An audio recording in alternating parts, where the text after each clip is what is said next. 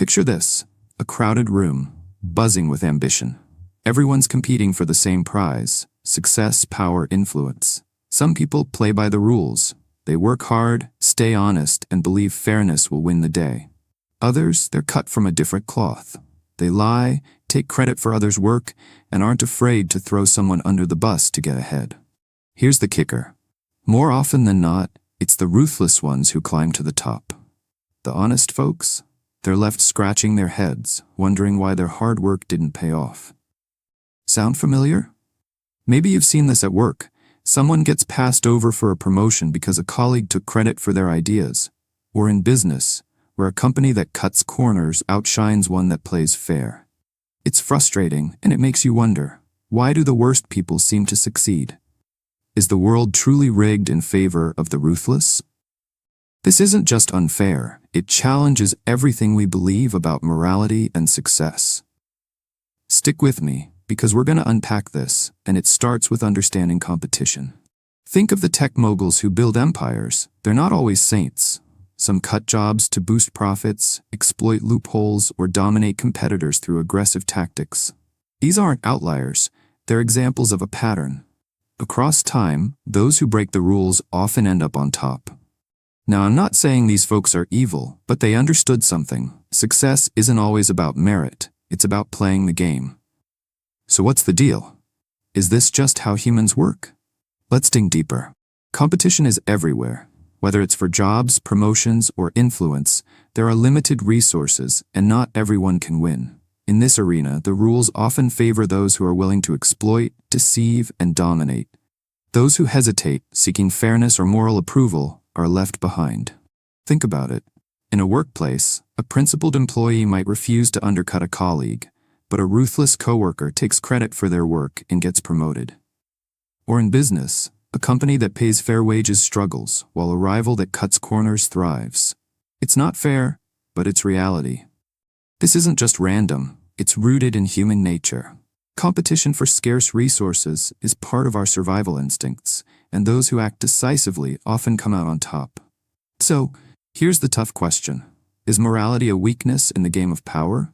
It's uncomfortable, but we need to face it. While ruthlessness can lead to success, it's often short-lived. History is full of ruthless leaders who fell as fast as they rose. Take Nero, the Roman emperor. He ruled through fear, but his cruelty led to rebellion, and he was overthrown. Or modern CEOs who face scandals after years of unethical behavior. Think Enron, where executives manipulated finances, only to crash and burn. Ruthless success is real, but it's fragile. These folks create enemies, foster resentment, and invite backlash. Their short-term wins often lead to spectacular downfalls. So if ruthlessness fails in the long run, does that mean morality has a chance? Or is it doomed to fail? That's the paradox we're here to solve. To understand why ruthless people succeed, we need to rethink power. Friedrich Nietzsche, a philosopher, saw power as a neutral force, neither good nor evil, just a fact of life. He introduced two types of morality to explain success and failure: master morality and slave morality. Master morality is the morality of the strong. It values strength, ambition, and independence. Think of it as the mindset of rulers and warriors. Slave morality is the morality of the weak. It values humility, obedience, and self-sacrifice. It's the mindset of those who can't impose their will and must adapt to survive. Nietzsche argued that these moralities shape how we approach competition. But here's the thing. Power isn't corrupt, it's neutral. So, if power is neutral, why do we fear it? And why do the ruthless seem to wield it so effectively? Master morality is the morality of the strong, rulers, conquerors, warriors. It values strength, courage, ambition, and independence. These folks don't seek approval. They define their own values and impose them on the world. Imagine two warriors on a battlefield. The first is decisive and fearless. He takes what he wants, strikes without hesitation, and dominates his enemies. The second, he hesitates, seeks fairness, and waits for validation. Which of these two warriors is more likely to survive? Which is more likely to rule? Master morality isn't evil, it's a natural expression of strength. In competition, those who act decisively and prioritize their goals often win. But here's the catch. Does this mean morality is irrelevant? Let's explore the flip side. Slave morality is the morality of the oppressed, those who lack power. It values humility, obedience, self-sacrifice, and empathy. It's not wrong, but it's a survival mechanism for those who can't impose their will. Using our battlefield metaphor, the hesitant warrior represents slave morality. He waits for approval, hopes for fairness, and hesitates to act. This mindset is rooted in fear and resentment, fear of failure and resentment of the strong. It's often tied to cultural teachings like Judeo-Christian values that glorify suffering and meekness. Now here's the tough question. Is slave morality a noble response to oppression, or does it keep us weak and submissive? It's a survival tool, but it can hold us back in competition. Let's see how. Here's the kicker. Slave morality, by condemning ambition and shaming power, enables ruthless individuals to rise. While the noble-hearted hesitate, seeking fairness or avoiding conflict, the ruthless take control, exploiting the passivity of others. Think about it. Ambitious people are labeled arrogant, while those who prioritize their goals are shamed for lacking empathy. This creates a vacuum that ruthless folks are happy to fill. They're unburdened by guilt or hesitation. So, should we abandon morality entirely and embrace the ruthless path? It's a provocative question, but it's not the answer. There's a better way, one that combines strength and integrity. We'll get there, but first let's explore the psychology behind ruthless success. Human competition is like a vast wilderness, where survival depends on strength, adaptability, and the willingness to do what it takes. In this arena, certain traits predict success: high ambition, low sensitivity to fear, and reduced empathy. High ambition means you're willing to take risks and pursue bold goals. Low sensitivity to fear means you're not afraid to fail or face conflict. Reduced empathy means you can make tough decisions, like firing employees or outmaneuvering rivals without guilt. These traits aren't evil, they're adaptations. Leaders often exhibit them, from CEOs to military commanders. But here's the question. Are these traits a gift or a curse in the pursuit of power? Take Julius Caesar. He didn't wait for permission. He crossed the Rubicon, defied Rome's Senate, and seized power through ambition and risk-taking. Napoleon? He rose from obscurity to emperor, leveraging decisiveness and strategic brilliance. In the modern world, think of tech moguls who build empires. They're relentless innovators, taking risks and prioritizing results over relationships. They succeed not because they're evil, but because they understood the psychology of power. Power is taken, not given, and hesitation is a liability. But here's the catch. Ruthlessness has limits. While ruthlessness can lead to success, it's not sustainable. History is full of tyrants who fell from grace. Nero ruled through fear, but his cruelty led to rebellion. Caligula's brutality ended in assassination. In the modern world, think of CEOs who face scandals, like Enron's executives, caught manipulating finances. Ruthless success is fragile. It creates enemies, fosters resentment, and invites backlash. Leaders who prioritize short-term gains often fall spectacularly. So does this mean morality and fairness are doomed to fail? Many of us believe the world is fair, that hard work pays off, honesty leads to success, and justice prevails. But this isn't true. The world isn't fair, and believing otherwise can be harmful, making us passive and blind to reality. Think about it. The hardest workers, like laborers or underpaid teachers, aren't always the wealthiest. Honest folks don't always lead. Systemic inequalities, like racism or nepotism, mean success is influenced by factors beyond merit. Believing in fairness can lead to disillusionment, leaving you waiting for a reward that never comes. So let's face reality. The world isn't fair. But what does that mean for us? Fairness isn't reality. It's a story we tell to keep society in order. Myths like meritocracy promote cooperation, but mainly benefit those in power. Success doesn't come from merit alone. It goes to those who know how to play the game. Think about it. Promotions often go to those who network, not those who work hardest. Politicians win through media manipulation, not just policy expertise. So should we abandon all principles in the pursuit of power? It's tempting, but there's a better way. Fairness isn't something to expect, it's something to create through power. Those who suffer most are those who believe playing nice is enough. But you can balance integrity with strategy, rewriting the rules without losing your soul.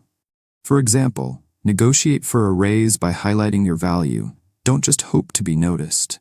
Advocate for systemic change, like supporting fair policies, or build alliances to enforce justice. It's about upholding your values while navigating reality. Nietzsche's answer is the overman. Imagine standing at the edge of an abyss, facing the unknown. The overman doesn't retreat or play the victim. They carve their own path, rising above limitations. It's not about power over others, but about self-overcoming and living authentically. The overman blends the strength of master morality with the empathy of slave morality. They transcend weakness and cruelty, forging their own values in a world without inherent meaning. So, what does it truly mean to stand at the edge of the abyss and create your own path? The overman is driven by the will to power, an inner drive to create, transform, and impose meaning. It's not about controlling others, but mastering yourself and expressing your potential. Think of artists creating masterpieces, entrepreneurs building companies, or leaders inspiring change. They embody the will to power through creation. Contrast this with passive morality, rooted in submission and fear. The will to power is bold, creative, and self-assertive. So how do we embody the will to power in our own lives? Let's explore the difference between creators and takers. The overman is a creator, not a taker. Takers, like ruthless CEOs who exploit workers or tyrants who oppress, focus on short-term gains, leaving destruction behind. Creators build value through innovation, leadership, and contribution, earning power through impact.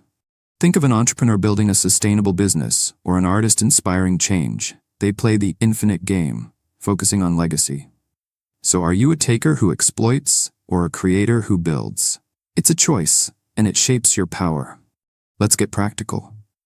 There's a middle path between ruthlessness and victimhood. Think of a game where winning often means playing dirty. Ruthlessness brings success but costs integrity, while victimhood leads to failure and resentment. The third path, it balances strategy and ethics, letting you compete without losing yourself. It's about understanding power dynamics, setting boundaries, and leveraging your strengths. So can you play the game without losing yourself? Here are a couple of strategies to help break it down. First, accept that life isn't fair. It never was. Expecting fairness, like assuming hard work will be rewarded, is a liability. Competitive environments reward those who understand the rules, not those who wait for justice. For example, an employee who waits for recognition may be ignored, while one who negotiates boldly gets promoted. Learn the rules, build connections, shape perceptions, and take smart risks, all while staying ethical. Next, practice strategic empathy. Read people deeply, understand their motives, and anticipate their moves without manipulation. It's emotional intelligence, not weakness. For example, notice a colleague's insecurities and address them constructively, or anticipate an opponent's demands in a negotiation to find a win-win solution. Mindless ruthlessness is destruction without purpose, while controlled ruthlessness means making tough choices without hesitation. It's not cruelty, it's strength. For example, cutting ties with toxic people to protect yourself or letting go of underperformers to help your team succeed. Controlled ruthlessness is about setting boundaries, prioritizing long-term goals, and acting decisively. So, can you make hard choices without losing your soul? It's about aligning tough decisions with your values. Finally, create value, whether through a business, an idea, or personal growth. Creators earn power through contribution, not exploitation. Think of an entrepreneur building a sustainable company or an artist inspiring change. They become indispensable through impact. Takers leave destruction, but creators play the long game, building a lasting impact. This is the path to ethical success. Let's rethink power. Society often demonizes it, associating it with corruption or greed. But power is neutral. It's a tool for creation or destruction. Nietzsche saw it as a fact of life, not inherently evil. Think of power as a hammer. It can build a house or smash it down. It's not the tool's fault, it's how you use it. So can you see power as a tool for creation, not just destruction? Let go of the fear and embrace its potential. Power is a double-edged sword. It can enlighten or destroy, depending on intent. Used to build, innovate, and uphold justice, it's a force for good. Used to oppress, exploit, or hoard, it becomes destructive. Think of leaders like Nelson Mandela, who used power for equality, versus tyrants who oppressed dissent. So, is the quest for power a means to impose your will or a process of self-overcoming? Is it domination or creation? It's your choice. Power can be ethical when used for self-mastery and creation. It's about using your strength to create value, build communities, and enforce justice. Think of Bill Gates funding global health. They wield power ethically. Ethical power requires self-awareness, discipline, and a focus on legacy. It's the path to authentic success. We've covered a lot today, but this is just the beginning. If this resonated with you, hit that like button, subscribe, and share this video with someone who needs to hear it. Thanks for watching. See you in the next video.